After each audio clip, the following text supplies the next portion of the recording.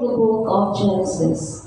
Jacob called his sons and said to them, "Assemble and listen, sons of Jacob. Listen to Israel, your father. You, Judah, shall your brothers praise, your hands on the neck of your enemies. The sons of your father shall bow down to you. Judah, like a lion's whelp, you have grown up on prey, my son. He crouches like a lion recumbent, the king of beasts. Would dare rouse him?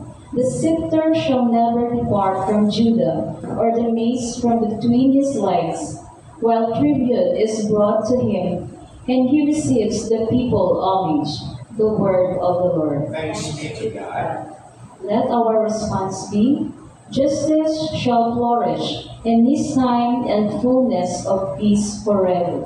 Justice shall flourish in this time and fullness of peace forever. O God, with your judgment endow the king, and with your justice the king's son. He shall govern your people with justice, and your afflicted ones with judgment. Response. Justice shall flourish in this time and fullness of peace forever. The mountains shall yield peace for the people, and the hills justice. He shall defend the afflicted among the people, save the children of the poor. Response. Justice shall flourish in this time and fullness of peace forever. Justice shall flower in his days, and profound peace, till the moon be no more. May he rule from sea to sea, and from the river to the ends of the earth. Response. Justice shall flourish in this time and fullness of peace forever. May his name be blessed forever, as long as the sun his name shall remain. And him shall all the tribes of the earth be blessed. All the nations shall proclaim his happiness. Response. Justice shall flourish in this time and fullness of peace forever.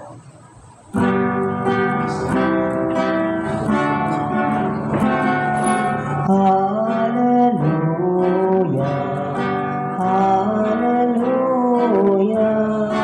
hallelujah, hallelujah. O wisdom, O Lord God Most High, guiding creation with powerful in love, come to teach us the path of knowledge.